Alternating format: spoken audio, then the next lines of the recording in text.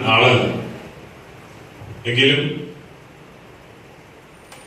ഈ കാലഘട്ടത്തിൽ സമൂഹത്തിൽ എത്രമാത്രം ഇന്ന് കളരി എന്ന ആയോധന കല ഓരോ മനുഷ്യന്റെയും ജീവിതത്തിൽ അനിവാര്യമായിരിക്കുന്നു എന്നതിന്റെ നേർസാക്ഷ്യം നമ്മൾക്കൊക്കെ തന്നെ അനുഭവമുള്ളതാണ്. ഈ കാലഘട്ടം എന്ന് പറയുന്നത് മയക്കുമരുന്നിന്റെയും രാസലഹരിയുടെയും ഒക്കെ പിടിയിൽ അമർന്ന് ഈ സമൂഹം മുന്നോട്ട് പോകുമ്പോൾ നമുക്കറിയാം, ഏറ്റവും അടുത്ത ദിവസങ്ങളിലായി കോടിക്കണക്കിന് രൂപയുടെ രാസലഹരിയാണ് കേരളത്തിന്റെ വിവിധ പ്രദേശങ്ങളിൽ നിന്നും പിടികൂടിയിട്ടുള്ളത്. 4000-ലധികം കേസുകളാണ് രജിസ്റ്റർ ചെയ്തിട്ടുള്ളത്.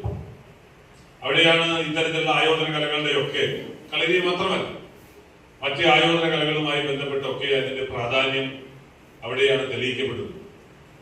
ഒരുപക്ഷെ ഏതെങ്കിലും ഒരു കളരി അഭ്യാസി അല്ലെങ്കിൽ കളരി അഭ്യാസം പഠിക്കുന്ന അല്ലെങ്കിൽ യോഗ തെറ്റാതെ ദിനംപ്രതി ചെയ്തു പോരുന്ന ഏതെങ്കിലും ഒരു കുട്ടികൾക്ക് മറ്റ് ലഹരികളിലേക്ക് കടക്കാൻ കഴിയുമെന്ന് എനിക്ക് തോന്നുന്നില്ല. ലോകം മുഴുവൻ ഫുട്ബോളിന് പുറകെ കണ്ണോടിക്കുന്ന ദിനങ്ങളിലാണ് നമ്മളൊക്കെ തന്നെ ഈ പരിപാടി ഇന്നിവിടെ സംഘടിപ്പിക്കപ്പെട്ടിട്ടുള്ളത്. സ്പോർട്സ് ആകണം ലഹരി എന്ന് ലോകം തന്നെ നമ്മളോട് സന്ദേശം നൽകുമ്പോൾ എവിടെയെങ്കിലും ഒറ്റപ്പെട്ട് മറ്റു രീതികളിലേക്ക് വഴിതെറ്റി പോകുന്നവരുണ്ടെങ്കിൽ അവരെ കൂടി ജീവിതത്തിന്റെ നേരായ രീതിയിലേക്ക് ചേർത്ത് പിടിക്കുവാനും അവരെ ചേർത്തി കൊണ്ടുവരുവാനും നമ്മൾക്ക് കഴിയണം. ഒരു വലിയ ഉത്തരവാദിത്തമാണ് ആശാന്റെ പേരിലുള്ള ഈ ട്രസ്റ്റിക്ക് ഉള്ളത് എന്ന് ഞങ്ങളൊക്കെ തന്നെ വിശ്വസിക്കുകയാണ്. ഞങ്ങളുടെ പ്രവർത്തനങ്ങളും അത്തരത്തിലാണ്. നമ്മൾ ഇന്ന് ഈ പരിപാടി ഇവിടെ സംഘടിപ്പിക്കുമ്പോൾ വളരെ വലിയ ഒരു സന്തോഷം കൂടി പങ്കുവയ്ക്കാൻ ഈ അവസരം ഉപയോഗപ്പെടുത്തുകയാണ്. ഞാൻ പ്രിയപ്പെട്ട എന്റെ ഗുരുനാഥൻ കൂടിയായ ശ്രീ കൃഷ്ണദാസ് ഗുരുക്കളോട് അതിനെപ്പറ്റി സംസാരിക്കുകയായിരുന്നു. ഏതാനും മണിക്കൂറുകൾക്ക് മുമ്പാണ് കേരളത്തിൽ ഒരു വനിത ഒരു വലിയ റെക്കോർഡ്, 22 വർഷത്തെ ഒരു റെക്കോർഡ് തിരുത്തിക്കൊണ്ട് ഇന്ന് വലിയൊരു നേട്ടം, വിജയം കരസ്ഥമാക്കിയത്. അത് നമ്മുടെ തൃശൂർ ജില്ലക്കാരിയാണ്.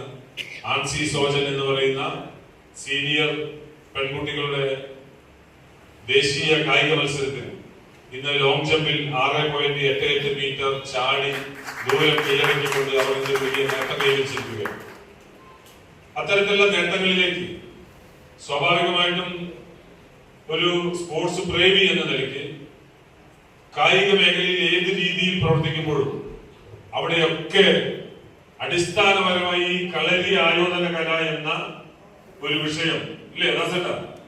കളരി ആയോധന കല എന്നതിന്റെ ഒരു ചെറിയ ചുവടെങ്കിലും വെക്കാതെ ഈ കായിക മേഖലയിൽ ഒരാൾക്കും നമ്മൾക്കറിയാം, നമ്മൾ ഇന്ന് ലോക